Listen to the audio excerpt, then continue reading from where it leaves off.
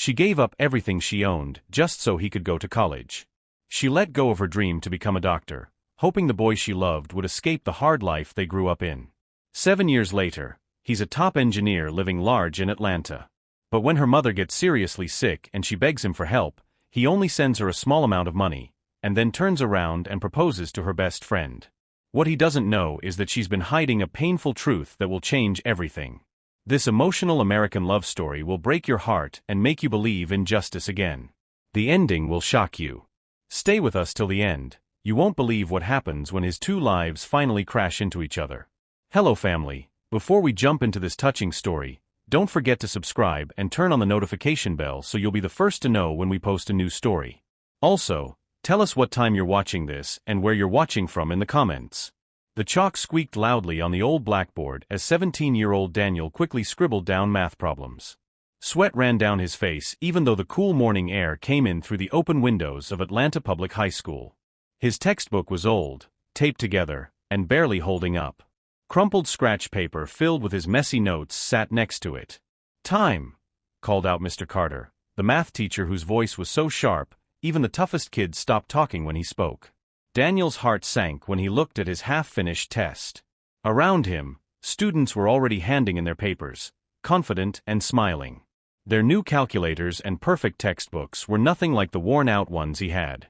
He knew this test would decide whether he got a shot at a college scholarship, the only way he could escape the poverty he'd always known.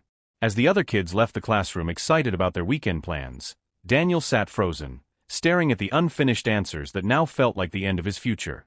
The afternoon sun beat down on downtown Atlanta's open-air market as Daniel walked through rows of colorful vendor booths. The air smelled of grilled corn, fried plantains, and fresh fruits. Sellers called out prices in a mix of local accents and slang, their voices blending with honking car horns. His stomach growled loud, but he only had a few coins, just enough to catch the bus back home, not enough for food. He walked faster, trying to block out the tempting smells, when he heard a familiar laugh that made him stop. Grace was sitting behind a small table, counting the day's sales from her mom's fabric stand. Her bright yellow scarf shimmered in the sun, and her warm smile lit up her whole face as she chatted with customers. At 18, she carried herself like someone older, strong from helping her family and still making top grades. "Daniel," she called out, waving him over. "You look like you just saw a ghost. What's going on?" He paused, unsure what to say. His pride clashed with how badly he needed to talk. Grace had been his closest friend since they were kids. The one who always gave him half her lunch when he forgot his. The one who stayed after school to help him with classes he struggled in.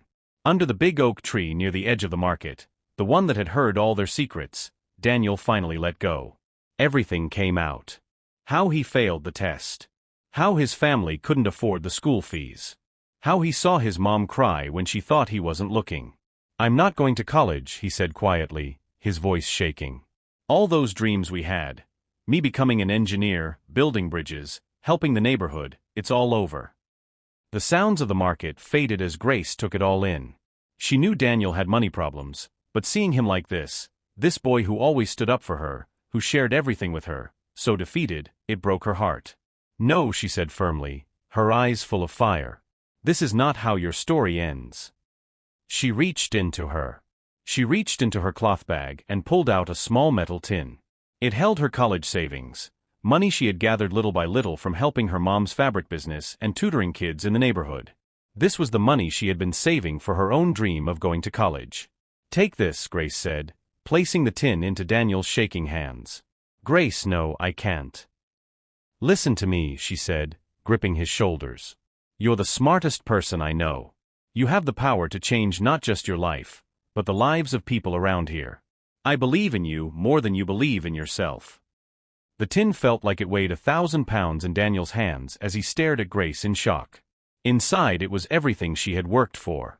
Everything she gave up, her dreams, her future, offered to help him move forward. "I'll pay you back," he said quickly, tears falling down his cheeks. "Every penny, I swear. And when I make it, I'll give you everything you deserve. We'll build that future together, just like we planned." Grace smiled, though her eyes shimmered with unshed tears. She was risking her whole future because she had faith in him, in their friendship, and in the idea that love and loyalty were stronger than any struggle. "Promise me something else," she said softly, her voice barely louder than the wind rustling the old oak tree nearby. "Promise me you'll never forget where you came from, or the people who believed in you when you didn't believe in yourself." "I promise," Daniel said quietly, pulling her into a strong hug. "You and I are connected by something deeper than blood. Nothing will change that." As the sun set over Atlanta, painting the sky in orange and purple, neither of them could have imagined how much their lives were about to change.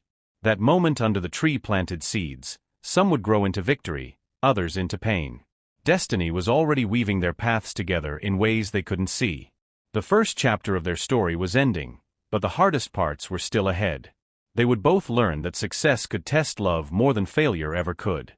The clean, green lawns of Georgia Tech University stretched far and wide, a big difference from the noisy streets of downtown Atlanta where Daniel's story began. Students in neat outfits rushed between modern buildings, texting on fancy phones under the afternoon sun. Among them walked Daniel, now 21. He looked completely different, his clothes sharp, his shoes polished. He had earned everything through good grades and hard work. The scholarship Grace had sacrificed for had opened doors, internships at big companies, each one leading to the next like steps on a ladder. "Daniel," called out Dr. Harris, his engineering professor, from across the courtyard. "Just the man I wanted to see. I've got great news about your application to that firm in New York." Daniel's heart beat faster. This was it. A spot at Goldstone Engineering, one of the top firms in the country. The dream was finally coming true. "You got it," Dr. Harris said with a wide smile. "They were blown away by your project on eco-friendly infrastructure. And the salary, well, let's just say you won't ever have to worry about money again." Daniel shook his professor's hand as other students nearby clapped and congratulated him. But in his mind, a small voice whispered Grace's name. He hadn't called her in months, too busy with finals and job interviews. The guilt sat heavy in his gut. That evening, in his nice dorm room full of awards and textbooks, Daniel finally picked up his phone and dialed the familiar number. It rang a few times before Grace's warm voice answered. "Daniel. Oh my God, is that really you?" Her happiness was contagious. Her voice took him back to the quiet times under the old tree. "It's me," he said, surprised by how serious his own voice sounded. "I've got news, really good news." "Tell me everything," she said excitedly. He could picture her in her mom's small apartment, probably still wearing those bright patterned clothes that always made her stand out. He told her about the job, the great pay, and the fancy apartment the company was giving him in Brooklyn Heights. As he talked, he felt the gap between their lives growing wider. He was rising fast into the world of the rich. She was still grounded in the neighborhoods they came from. "I'm so proud of you," Grace said softly, emotion thick in her voice. "All those dreams we talked about, they're happening." "Our dreams," Daniel corrected, but his tone had changed. He added, "I'll send some money soon for your college fees. I didn't forget my promise." But even as he said it, something about the words felt off. What used to be a sacred promise between equals didn't feel the same. What once felt like a promise made with love now sounded more like a donation from someone who had moved on. 6 months later, the rooftop terrace of one of New York City's most exclusive hotels was full of laughter and conversation from the country's business elite. The skyline sparkled like diamonds under the night sky, showing off the growth and wealth of modern America. Daniel, now dressed in a suit that cost more than his family ever earned in a month, moved through the crowd with ease. Politicians, engineers, and CEOs were all around. "Daniel, there's someone I want you to meet," said Mr. Blake, his boss at Goldstone Engineering, walking up with a young woman who immediately lit up the whole gathering with her presence. "This is Sophia," Mr. Blake continued. "She just returned from studying international law at Harvard. Her father owns Blake and Sons Construction. I believe you've heard of them." Daniel's heart skipped a beat. Sophia was stunning. She had the kind of elegance that came from a life of private schools and global travel. Her smile was kind but careful. Her handshake was firm and confident. "I've heard great things about your work on the Hudson Bridge project," she said. Her voice carried that polished tone of someone raised among the well-educated. "Eco-friendly engineering with real impact. This country needs more of that." As they talked, Daniel found himself pulled in, not just by her looks, but by her sharp mind and her vision for the future. She spoke of projects that could change whole communities. She talked about joining forces between builders and lawmakers to lift poor areas out of struggle. For the first time in a long while, thoughts of Grace drifted far away. Here was someone who understood this new world. Someone who could walk beside him in places of influence. The weeks that followed were a blur, fast-moving projects, social events, and more dinners with Sophia. Daniel poured himself into this new life with the same energy he once gave to his schoolwork. Every achievement made him more confident, and slowly, it also pulled him further from where he came from. His sleek apartment on the east side became a sign of how far he'd come. Modern furniture. Imported kitchen gadgets. Framed photos of him shaking hands with politicians and business giants. The old pictures, especially the one of him and Grace sitting under the oak tree, had been quietly packed away into a drawer. Then one quiet Sunday evening, his phone rang. Grace's name lit up the screen. It felt like a message from another life. Her voice sounded different. Worn out. Tired. "I've been trying to reach you for weeks," she said. "I'm sorry," Daniel replied, distracted by the document he was reading for a huge construction proposal. "Work's been really intense." "My mom is sick," Grace said, her voice low. "The hospital bills are more than we can handle. I was hoping, maybe you could help. Just a little. I know your life is really busy now, but—" "Of course," Daniel cut in. But the words came out flat, almost robotic. "I'll send something this week." "Thank you," she whispered. "I miss talking to you. It feels like you're not the same person anymore." After the call ended, Daniel sat back in his expensive leather chair. Staring out at New York's glowing skyline, Grace's words echoed in Daniel's mind, "You're a different person now." Was she right? And if so, when had that change really started? The promise he had made under the oak tree back in Atlanta now felt like something a totally different version of him had said, a younger boy with no idea how complicated success could be. Now, as he got ready for another fancy dinner with Sophia and her high-profile family, that old life felt so far away it was like it belonged to someone else. But promises are like roots. They don't disappear just because you try to bury them. And Daniel was about to learn that some debts don't just go away, no matter how far you rise. Meanwhile, back in Grady Memorial Hospital in Atlanta, the harsh fluorescent lights flickered against the cracked linoleum floors. Grace sat on a hard plastic chair outside the intensive care unit. Her once bright clothes were faded from too many washes. Her shoulders drooped from exhaustion. She had been there for 3 straight days, surviving on vending machine snacks and the kindness of strangers. Her mother's illness had gotten worse. What started as a simple cough had turned into full-blown pneumonia, made worse by other health issues. The treatments were expensive, more than her family could ever afford. The doctors used big medical terms that felt like another language, but the meaning was clear: without treatment, time was running out. Grace's phone buzzed weakly in her lap, its battery nearly gone, just like her hope. A text from Daniel, sent $500. "Hope it helps. Super busy with a major project. Will call soon." $500. A number that once would have seemed like a lot, but now barely covered 2 days' worth of her mom's medication.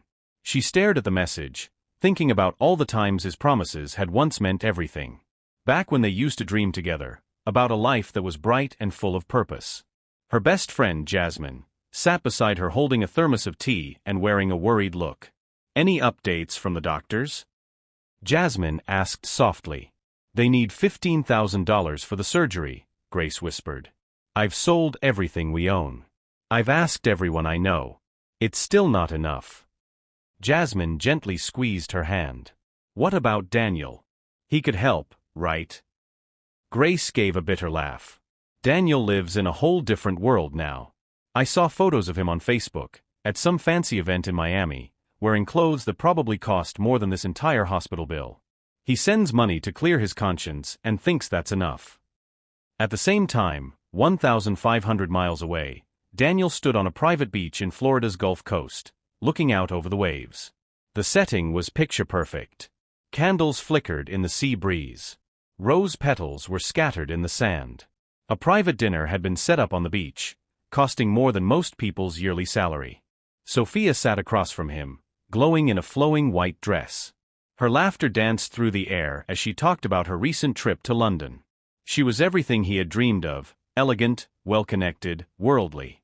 She had access to things he never imagined growing up. "You've been quiet tonight," she said, watching him closely. "Is everything okay?" Daniel felt the small ring box in his pocket. This was the moment he had been planning for weeks. Sophia's father, Mr. Blake Sr., had already hinted at new business opportunities and powerful partnerships, things that would launch Daniel even higher. "I've been thinking about our future," he said, standing up and pulling out the box. The diamond inside sparkled under the candlelight like a piece of the sky. Sophia gasped as he got down on one knee. "Sophia, you've shown me a life I never thought I could have. You understand my goals, my dreams for this country. Will you marry me?" Her answer came quickly, "Yes," followed by happy tears and a tight hug. As they kissed, the waves seemed to cheer for them. And in that proud moment, Daniel didn't think about dusty classrooms. He didn't think about oak trees or old promises. He didn't think about the girl who gave everything for him. Teenagers, or the girl who had given up everything to make that moment possible. 2 days later, Daniel's phone rang while he was at work, looking over blueprints for a luxury hotel project. He was in the middle of explaining eco-friendly building designs to a group of international investors when an unfamiliar number popped up on his screen. It was Jasmine. "Daniel," her voice was shaky, filled with tears. "It's about Grace." His heart dropped. "What happened? Is she okay?" he asked quickly. "Her mother passed away last night," Jasmine said, each word hitting him like a punch. "Grace is heartbroken. She couldn't raise enough money for the surgery. She's been asking for your help." The drawings on his desk blurred. The voices of the investors faded into the background as the weight of what Jasmine just told him sank in. While he had been proposing on a quiet beach, the woman who made his success possible was watching her mother die, because he couldn't be bothered to send enough help. "The funeral is tomorrow," Jasmine added gently. "She needs you, Daniel. After everything she did for you, she needs you to be there." Daniel looked around his sleek, modern office. The awards hanging on the walls. The expensive furniture. The photos with New York's elite. All of it made possible because of Grace's sacrifice. His hands trembled. "I'll be there," he whispered, though the words felt empty. "Tell her. I'll be there." The drive from New York back to Atlanta felt like the longest of his life. As the car moved through familiar neighborhoods, every mile stripped away a piece of the person he had become. The air got thicker, the houses smaller, the streets more familiar. When he arrived at Grace's family home, a crowd had already gathered for the wake. The difference between this quiet, modest gathering and the glamorous world he'd been living in hit him hard. Women sat on the porch, singing soft songs of mourning. Men stood in small groups, speaking gently about Grace's mom's kindness and strength. Daniel spotted Grace right away.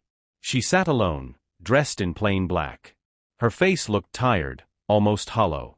The girl who once lit up every room had been replaced by someone aged by pain. Their eyes met. The look she gave him said everything. No words. No smile. No acknowledgement of the fancy suit he wore. No thanks for the money he had sent too late. Instead, she stood up and walked away, disappearing into the house where her mother's body rested. Jasmine stopped Daniel before he could follow. "She doesn't want to see you," Jasmine said softly. "She told me the Daniel she knew died a long time ago. She's not interested in meeting the man who replaced him." The words hit like a slap. Standing there on the porch where he once played as a child, surrounded by people who remembered him before money changed him, Daniel finally felt the full weight of what he had done. He had gained the world, and lost his soul.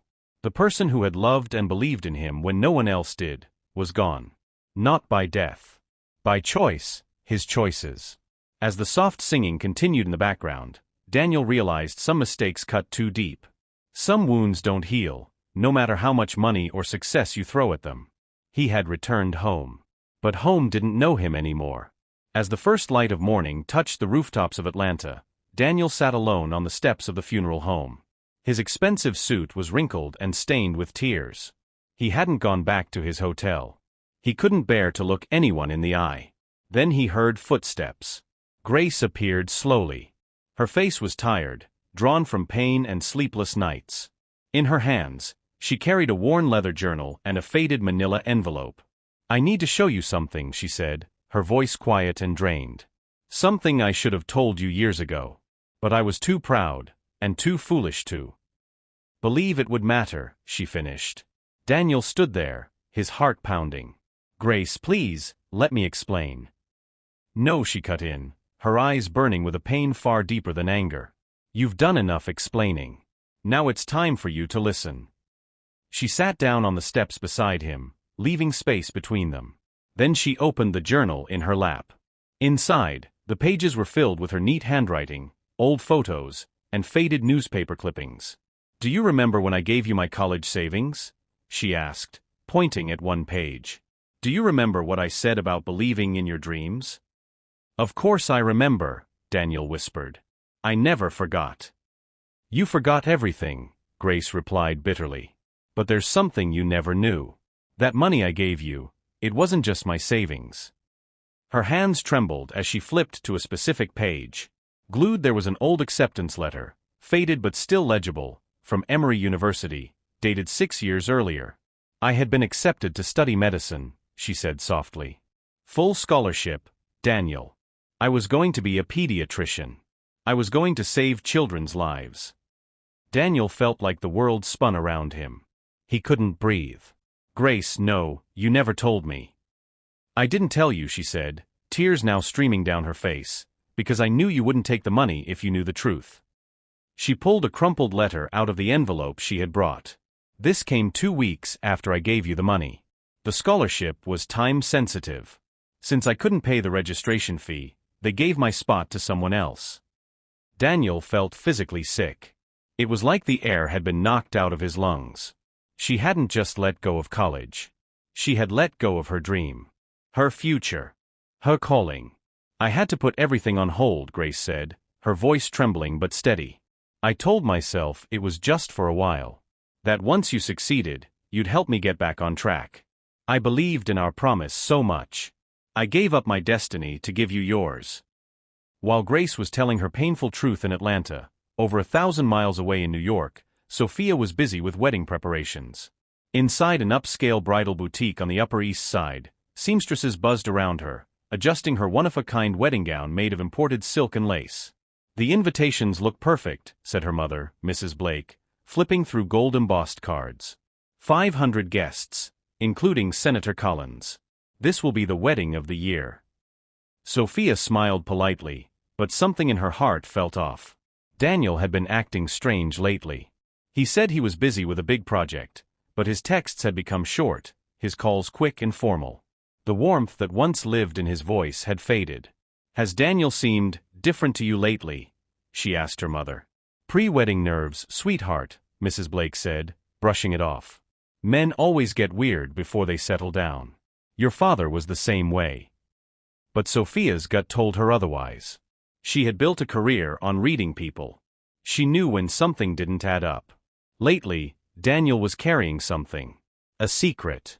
Something heavy. "I think I'll surprise him with a visit," she said suddenly. "Whatever he's dealing with, he needs to know I'm here for him." Back in Atlanta, Grace closed the journal and looked Daniel directly in the eyes. The sun had risen behind them, casting long shadows across the funeral home steps. The city was waking up to another hard day. "After you left for college," she began, her voice quiet but steady, "I tried to move on. I applied for loans. I searched for other ways to study medicine." She paused, swallowing her pain. "But without connections, without money, and without the opportunities your success could have opened for me. Every door was closed to me." Daniel was now crying openly, the weight of Grace's sacrifice crushing him. "Why didn't you tell me?" he asked through tears. "Why didn't you ask for help?" "I did ask," Grace replied quietly. "Remember the calls? You didn't answer. The messages? You sent money instead of talking. I was trying to tell you, but you had already decided I was just some burden from your past, not your partner for the future." She stood, brushing off the dust from her simple black clothes. "I stayed here in Atlanta. Helped my mom run her fabric stand. Tutored little kids just to earn change. I watched my dreams die while yours kept rising." She paused, then asked quietly, Do you know what the cruelest part was? Daniel couldn't speak. He could hardly breathe through his pain. I never stopped believing in you, she whispered. Even when you stopped believing in me. Even when you chose a woman who never had to give up anything for your success. I still hoped. I hoped deep down you remembered the promise we made under that oak tree. Just then, a car horn sounded from down the street. Grace turned her head toward the noise. I think someone's looking for you. Daniel turned and saw a sleek black luxury sedan pulling up in front of the funeral home. His heart stopped. He recognized the driver. It was Sophia's personal chauffeur. Through the dark tinted windows, he could see her elegant silhouette sitting in the back seat. And in that moment he knew, his two worlds were about to crash into each other in the most painful way possible. This was the moment he had been dreading. The reckoning he had been avoiding. And now, it had arrived. Sophia stepped out of the car, wearing a designer outfit that looked out of place among the quiet, grieving people gathered for the wake. Her face was full of concern that quickly turned into confusion. Then shock. Then heartbreak. Daniel, she called out, her voice slicing through the morning air. What are you doing here? I've been worried sick. As she walked closer, her eyes took in the entire scene, the funeral home, Grace's black clothes, Daniel's tear-streaked face. The truth began to unfold in her mind. This wasn't just a visit.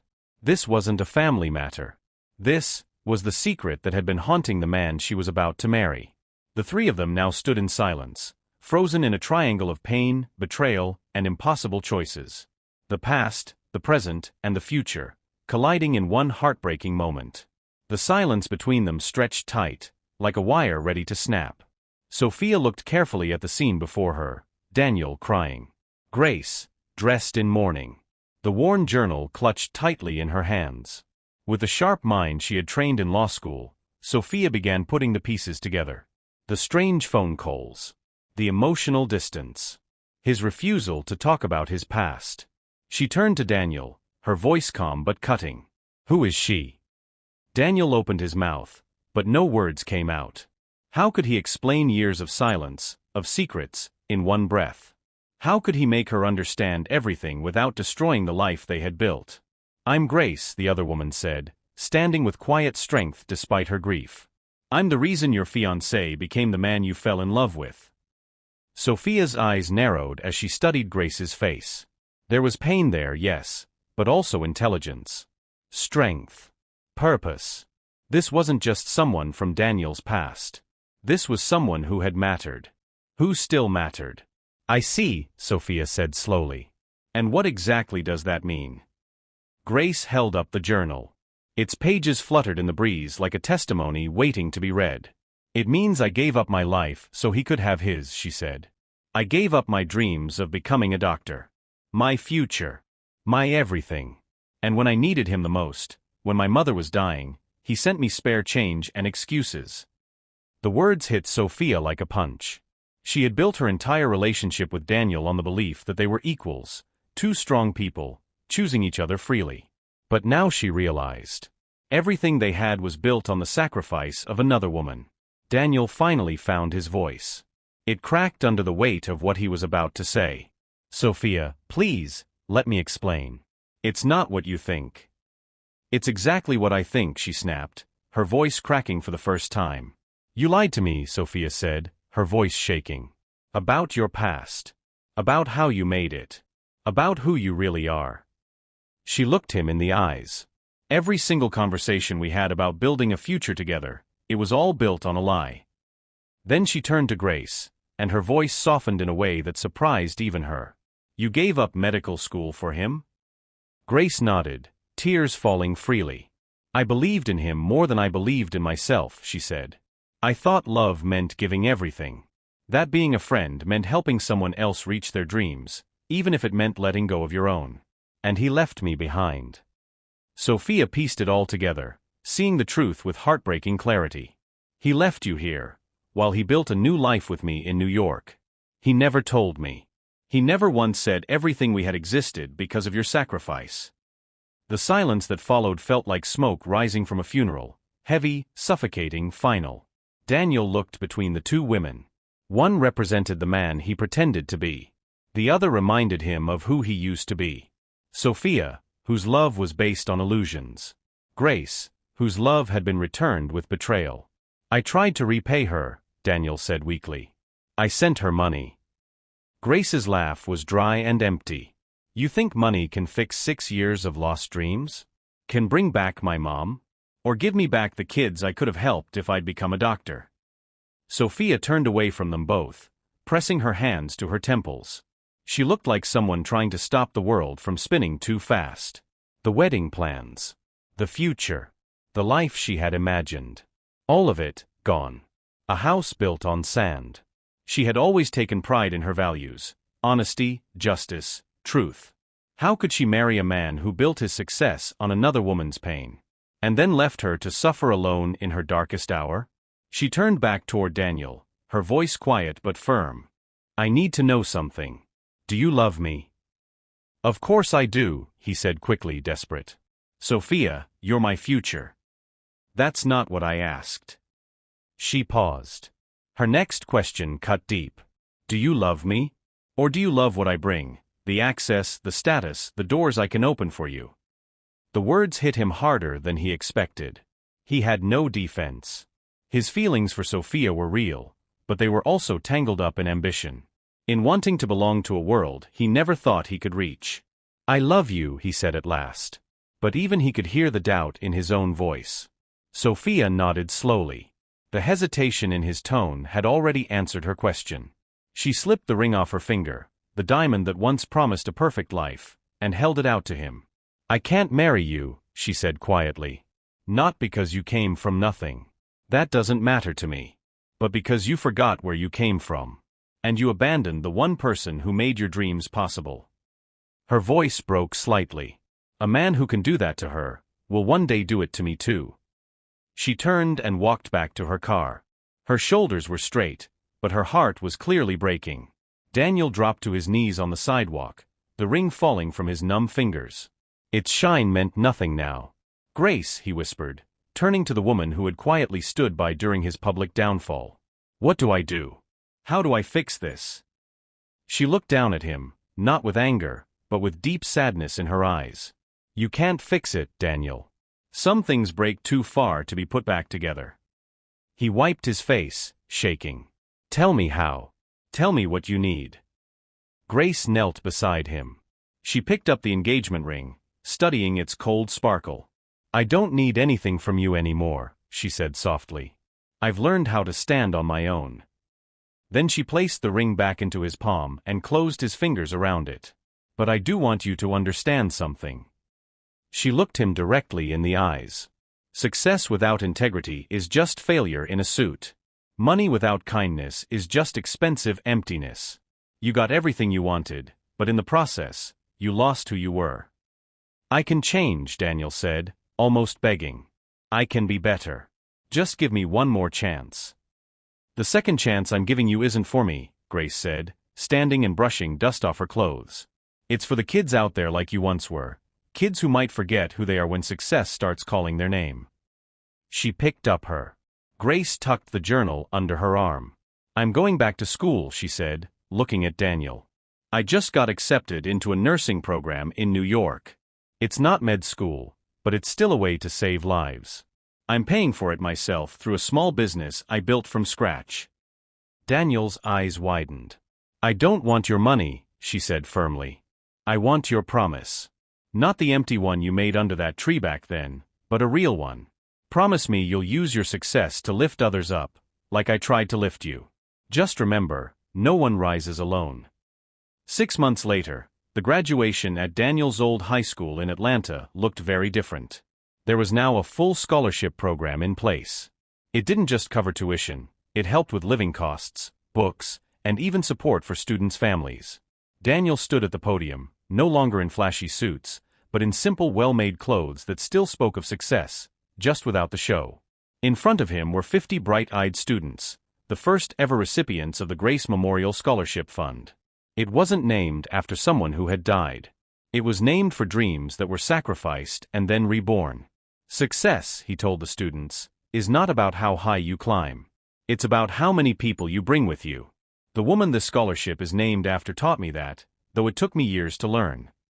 In the audience, Grace sat with her nursing classmates, still in scrubs after a long hospital shift. She was older than most of them, but her eyes carried something special, a calm purpose that made her stand out. She'd be graduating in 6 months. She already had a job lined up at Atlanta Memorial Hospital, the very place where her mother had passed. Their eyes met across the room. They smiled. Not like lovers. Not even like old friends. But like two people who finally understood the same truth. Real success isn't about what you get, it's about what you give. Daniel had moved back to Atlanta permanently. He now used his engineering skills to build clean, safe buildings for local families. He hired workers from the community. His apartment was small but cozy. His car reliable, but not fancy. He didn't live to impress anymore, he lived with purpose. Most of his money now went into the scholarship and city improvement projects. Sophia had married a fellow attorney 2 months ago, a man who believed in honesty and shared values from the start. She had sent Daniel a brief message that simply read, "I still believe people can change." Years later, folks in Atlanta would still talk about Daniel and Grace. They would gather beneath the same big tree where two young people once made promises they didn't fully understand. That tree had seen so many stories, vows of love, friendship, and hope. Some of those promises broke. But sometimes, breaking them is what makes space for better ones. The greatest love, they said, isn't always in holding on. It's in letting go, so each person can grow into who they're meant to be. The Grace Memorial Fund continued to grow. Dozens of students went to college each year. Many became doctors, engineers, teachers, and leaders. They all remembered the lesson that came with their scholarship. Success only matters when it lifts others. In the children's wing of Atlanta Memorial Hospital, Nurse Grace, soon to be head of pediatrics, kept saving lives. One child at a time. She never married. But her life was full. Full of purpose. Full of meaning. Her dreams had been delayed. But never destroyed.